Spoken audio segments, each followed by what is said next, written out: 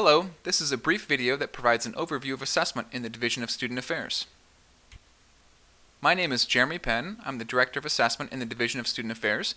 If you have questions about assessment, please feel free to contact me at my phone number 701-231-5210 or by email at jeremy.penn@ndsu.edu.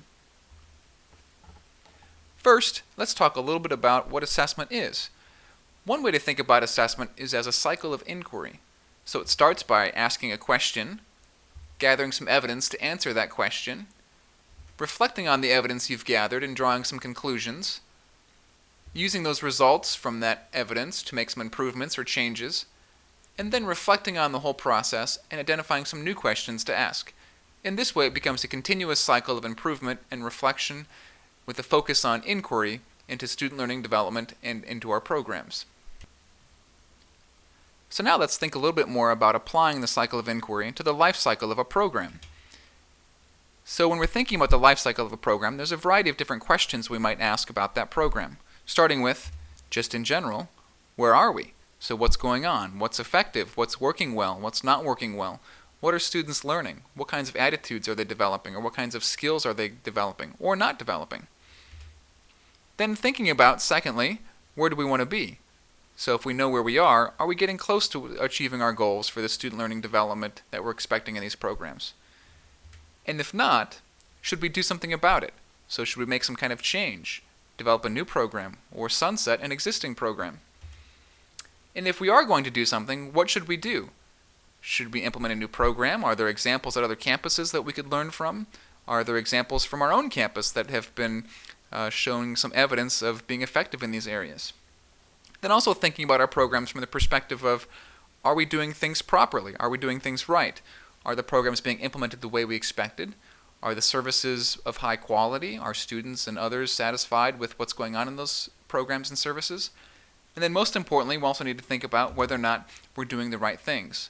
So are the programs and activities and services we've developed in our division, are they achieving what we're hoping they're achieving? Are the students learning the skills, abilities, knowledge, and dispositions that we're expecting them to learn? And are we seeing that they can demonstrate those things in the real world? Let's look a little bit more closely at these two key questions. Are we doing things right? And are we doing right things? These two questions get the focus of most of the reporting of assessment. And so we'll spend a little bit more time on exploring what they mean and how that's operationalized in terms of the assessment reports and the assessment we do in the division. So another way to talk about are we doing things right is to think about operational effectiveness. So are our programs being implemented the way we intended? How effective are they in their operation? And those kinds of things related to are we doing things right? Then on the other side, are we doing the right things? Thinking about the student learning outcomes. So are students achieving what we're expecting them to achieve? And then when we think of our programs and services and activities, thinking about the different kinds of evidence we might be able to gather to answer these two key questions and these two different domains. So, thinking more about operational effectiveness, we're thinking about things like facility usage, or satisfaction with the services, or maybe even cost efficiencies, or the level of participation of students in our activities. In terms of student learning and development, what we're really thinking about is what students are expected to know, are able to do, or the dispositions that they get as a result of participating in these different services.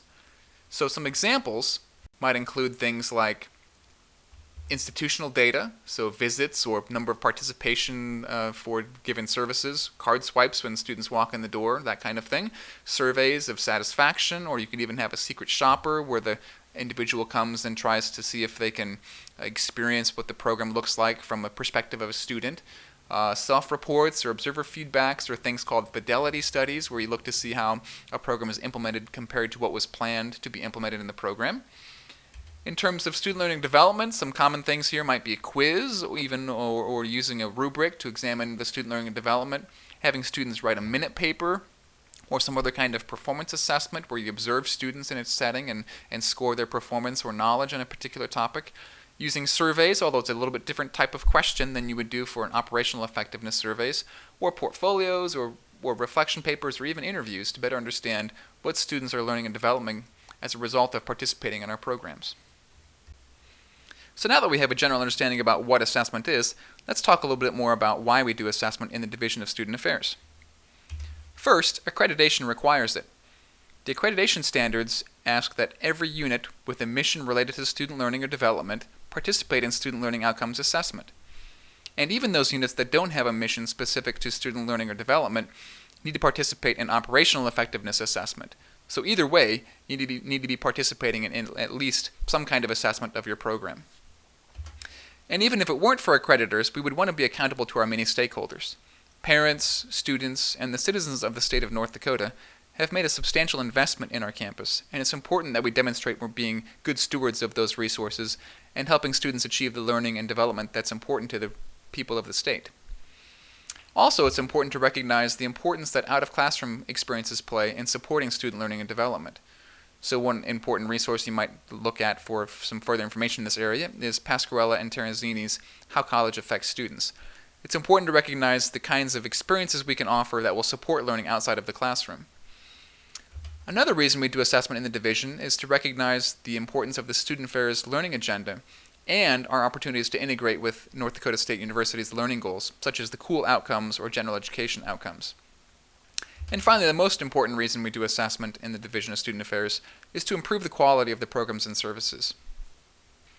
The Office of Assessment in the Division of Student Affairs has a variety of ways it can assist you in carrying out your assessment activities, from supporting the assessment cycle to staff development, analyzing data, developing reports, helping you communicate results to a variety of audiences, coordinating activities across the division, and even providing resources or other kinds of collaborations on campus.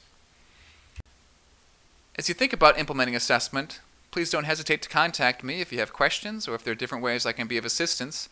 I look forward to working with you, and thank you again for watching this video.